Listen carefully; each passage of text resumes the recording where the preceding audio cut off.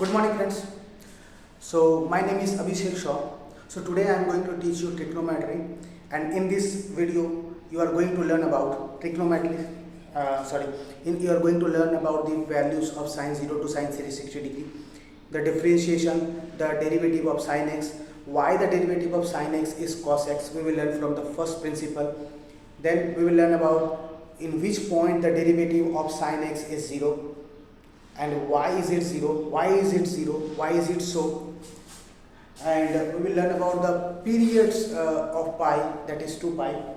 So these things we are going to learn today. So first see this one, sine 0 to sine 360 degree. I have found this value, which is you may have a question that from where I have got these values, because you know sine 0 degree is 0, sine 30 degree is half. So sine 30 degree is half, that is 0.5. You may not have any doubt regarding this, but you may have doubt regarding sine 15 degree. So from where I have got this 0.26 value. So let me tell you friends, there is a formula in class 11, that is sine a minus b, which is sine a cos b minus cos a sine b. If you put a is equal to 45 degree, b is equal to 30 degree, then you can get this value of sine 15 degree, and you can replace root 3 with 1.732, and root 2 is equals to 1.414. You can find this value using long division method. You can put 2 here in this way, 0.00 and 00. You have learned in class 9th also, 9th and 10th. So you will get 1.414. So in the same way you can get root 3 1.732. So now these are the values of sine 0. And one more thing, sine 90 degree plus theta is equals to cos theta, that is sine 90 degree minus theta. It means sine 90 degree plus theta is equal to sine 90 degree minus theta. So 90 degree, the equidistance values are same. For example, 90 degree minus 50, sine 75 degree. 90 degree plus 15 cos sine 90, sine 105. So both these values will be same. In the same way, 90 minus 30, 90 plus 20. These two values will be same in the case of sine. And sine 180 degree plus theta is equal to minus sine theta. So how I am telling, like how I got the values, because sine 90 degree into 2 plus theta. So sine 90 degree into 2 plus theta will be in the third quadrant. 90 degree into 2 plus theta will be the third quadrant. Because of this 2, we can write sine 90 degree into 2 plus theta. Because of 2, sine will remain sine, sine will not change to cos. And this will, we need to check which quadrant, in which quadrant it is there. So this value is in third quadrant, that is sine 90 degree plus theta is equals to sine theta. Because it's in third quadrant, only tan is positive, tan and cot is positive. That's why tan and cots are positive. That's why this value will be minus sine theta. So sine 180 degree plus theta is equal to minus sine theta. This formula we are going to use here, because sine 180 degree is 0, and 180 degree plus 15 is nothing but sine. If you need to find the value of sine 195 degree, we can use this formula, sine 180 degree plus 15, that is minus sine 50, and the value of minus sine 50 is 0.26. So sine 195 is equals to minus 0.26.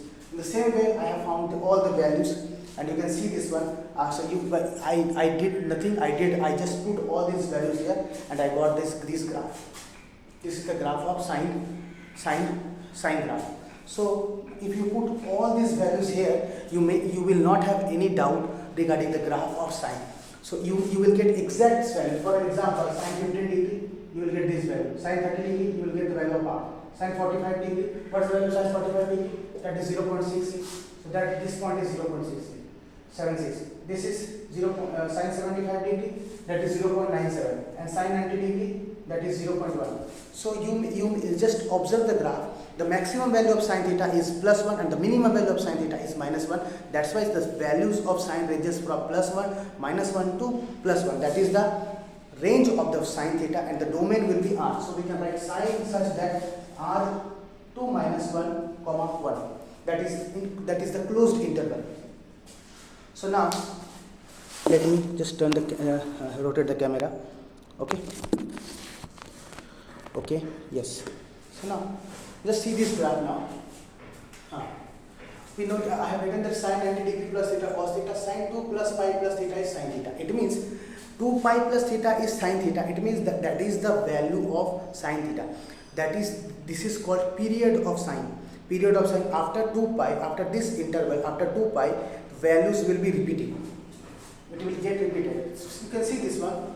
Sine, this is 360 degree. If the graph will be like again in this way only, it means 360 plus theta is nothing but sine theta only. It means 360 plus 15 degree, 375 degree. Sine 375 degree is nothing but sine 15 degree only. Okay, and we know that minus sine minus theta is minus sine theta.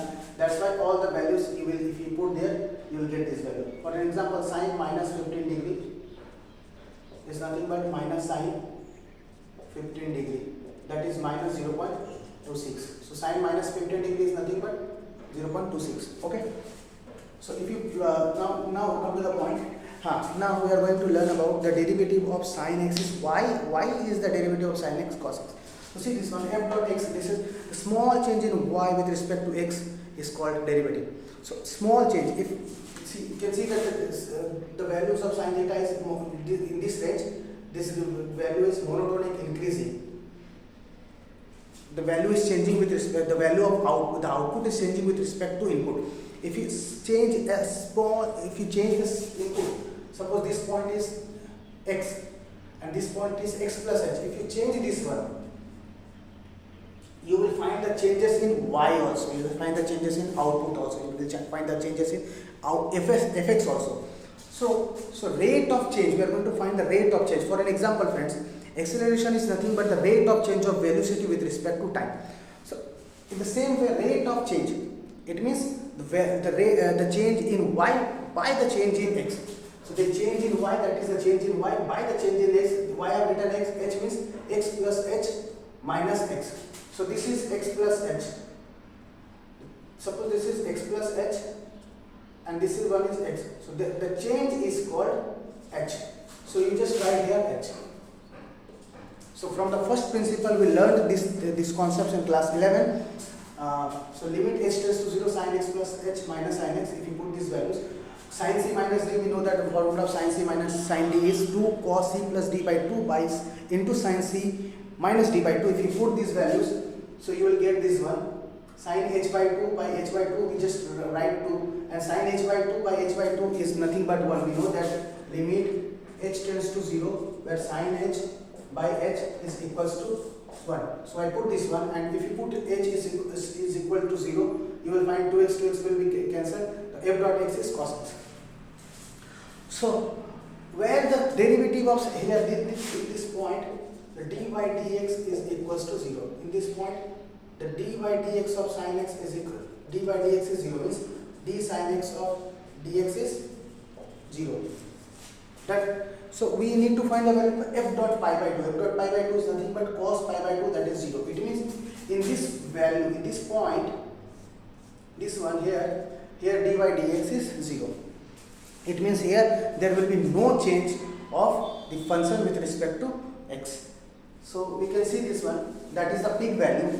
So this is these are local maximum, local minima.